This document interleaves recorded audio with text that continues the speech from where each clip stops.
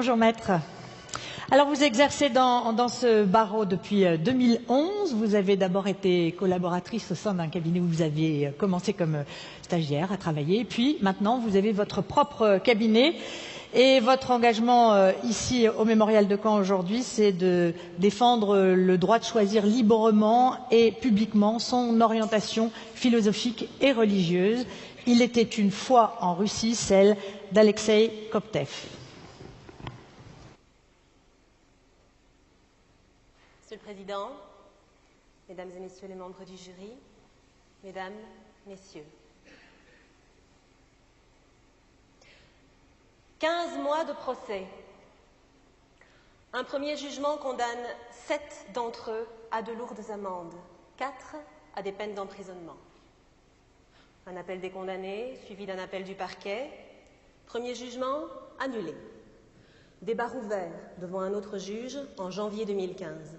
C'est reparti pour 11 mois de procès et plus de 60 jours d'audience. Le Washington Post en a parlé comme de l'un des plus importants procès anti-extrémisme de ces dernières années en Russie. Verdict, le 30 novembre 2015. Les accusés se sont rendus coupables d'activités extrémistes en violation avec la loi fédérale russe. Les 4 responsables écopent de 5 ans et demi de prison, leurs 12 complices d'amendes salées. Et le sursis à l'exécution des peines. Mais quels crimes ont-ils donc commis? L'endoctrinement de jeunes adolescents à des fins terroristes? Non. L'organisation d'une propagande haineuse à l'encontre des autorités? Non. Non. Ils ont tenu un office religieux dans un domicile privé à Taganrog, ville côtière du golfe de Taranroska, près de la frontière ukrainienne, parce que leur lieu de culte avait été confisqué. Ils ont lu la Bible, ils ont prié ensemble. Comportement risqué de nos jours en Russie, du moins pour un témoin de Jéhovah. Parmi les condamnés à la prison, Alexeï Koptev, retraité de 71 ans qui, en son temps, a reçu une reconnaissance officielle pour ses 38 années de travail dans la célèbre usine Krasny Kotelchik, fierté de la ville de Taganrog. Alexeï Koptev, grand-père sans histoire, qui ne demande qu'à poursuivre son parcours discret de citoyen honnête et paisible, a été espionné, filmé, puis arrêté et inculpé pour activité extrémiste en violation avec la loi fédérale russe. Cette loi, adoptée suite aux attentats du 11 septembre 2001 pour répondre à la menace terroriste, a vu son champ d'application étendu à plusieurs reprises, en telle manière qu'aujourd'hui, elle permet de censurer toutes les communautés religieuses indésirables à travers la Russie. Ah, les témoins de Jéhovah en font les frais. C'est vrai qu'ils n'ont jamais été trop aimés en ex-Union soviétique.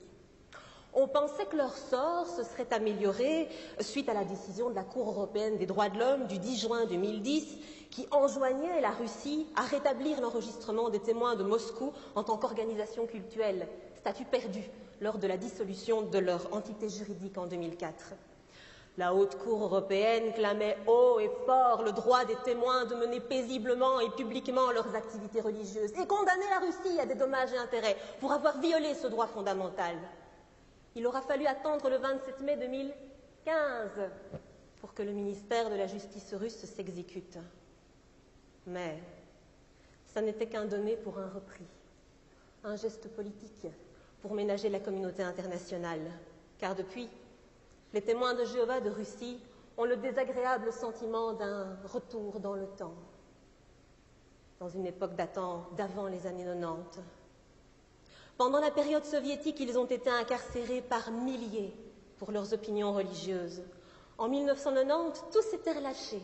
Chaque ancien prisonnier a alors reçu une attestation de réhabilitation, la reconnaissance officielle qu'il n'avait jamais été un ennemi de la nation, mais une simple victime innocente d'un régime totalitaire qui faisait désormais partie du passé. 25 ans plus tard, l'ombre de ce passé de moins en moins révolu semble peser lourdement sur la liberté de pensée et de religion en Russie. Descente des autorités dans les lieux de culte au cours des offices religieux, confiscation des locaux, espionnage, mise sur écoute, fouilles, arrestations, perquisitions au domicile, saisie d'écrits religieux interdits dont la liste ne cesse de s'allonger, jugés extrémistes sur base de critères toujours indéfinis, interdiction d'accès à leur site internet officiel, première mondiale, le site étant autorisé partout ailleurs, importation de Bibles bloquées, même lorsqu'il s'agit de Bibles synodales, traduction largement utilisée dans le pays par d'autres religions chrétiennes. Les témoins de Jéhovah se battent face à cette oppression de plus en plus intensive.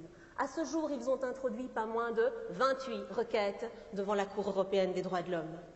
L'Assemblée parlementaire du Conseil de l'Europe a appelé les autorités russes à cesser d'appliquer la loi sur les activités extrémistes à l'encontre des communautés religieuses en général et des témoins de Jéhovah en particulier. Le 31 mars 2015, le Comité des droits de l'homme de l'ONU recommandait à nouveau à la Russie de réviser son texte sur la lutte contre les activités extrémistes pour donner à ces activités une définition précise comportant un élément de violence ou de haine, de manière à éviter l'usage arbitraire de cette loi pour censurer à tout va la liberté de religion. Mais la Russie s'en fiche. Pour Alexeï Koptev et ses 15 compagnons d'infortune, on n'en est plus à la menace. Même s'il est sursis à l'exécution de leur peine, le qualificatif de criminel est désormais estampillé sur leur front. Et l'encre de ce stigmatisant tatouage risque de se répandre sur le front des 800 autres témoins de la ville de Taganrog et puis de leurs 175 000 frères de Russie. Ils ne purgeront pas leur peine, bien sûr, si ils renoncent à pratiquer leur culte. Renoncer à sa foi. Alexeï pourrait y penser.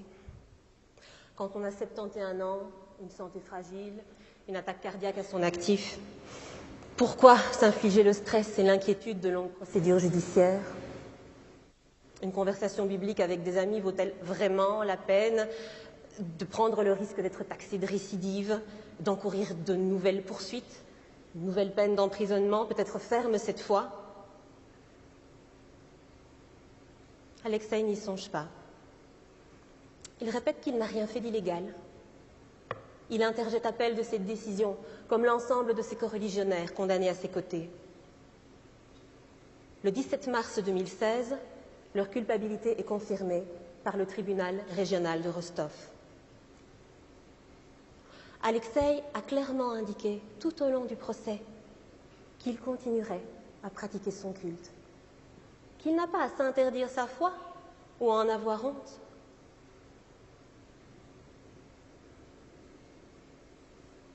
Sottise d'un vieil entêté ?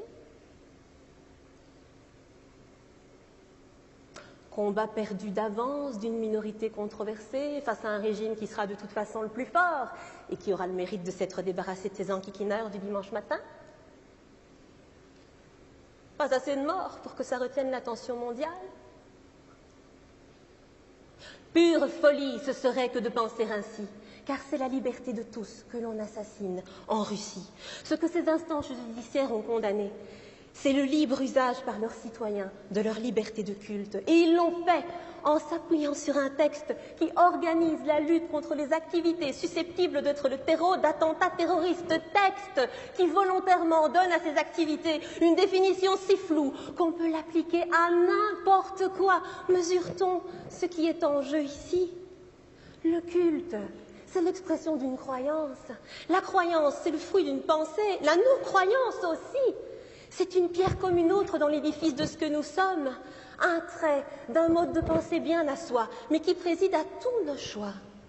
Les vêtements que je porte aujourd'hui, ce que je mange, mes amis, ma carrière, la personne avec laquelle je partage ma vie, les valeurs pour lesquelles je me bats, celles que je veux transmettre à mes enfants. C'est cette faculté extraordinaire de penser, de concevoir l'abstrait, de pouvoir lui donner un sens, un nom, de choisir en pleine conscience de croire ou de ne pas croire qui nous distingue d'un banc de sardines. C'est cette liberté extraordinaire, précieuse, indispensable, irréductible. C'est elle seule, qui rend toutes les autres possibles et utiles. Si dans le respect des autres, je ne peux pas croire, manifester ma foi ou mon absence de foi, mais comment exister? À quoi me sert encore d'être humain? Mesurons-nous la valeur de cette liberté fondatrice, la gravité de sa mise en péril en l'espèce, à part en parler confortablement assis dans nos fauteuils, à l'abri dans nos évidences, dans ce que nous croyons naïvement acquis? Est-on vraiment prêt à la protéger, surtout quand elle est exercée par ceux qui pensent autrement? Sommes-nous prêts à la défendre dans toutes les idées qu'elle emporte, qui se choquent et s'entrechoquent, parce que c'est à ce prix que nous préserverons les nôtres aussi? George Orwell a dit « Parler de liberté n'a de sens qu'à condition que ce soit la liberté de dire aux gens ce qu'ils n'ont pas envie d'entendre. » Sommes-nous prêts à garantir et assumer cette liberté-là pour que jamais, jamais, nous ou nos frères en humanité soyons traités comme des sardines? La liberté de tout dire n'a d'ennemis que ceux qui veulent se réserver la liberté de tout faire. L'avertissement de Jean-Paul Marat est clair. Au nom de la toge que je porte, je terminerai en paraphrasant cette citation, paraît-il, faussement attribuée à Voltaire. Je ne suis peut-être pas d'accord avec ce que vous dites, mais je me battrai jusqu'à la mort pour que vous ayez le droit de le dire. Et vous, jusqu'où vous battrez-vous?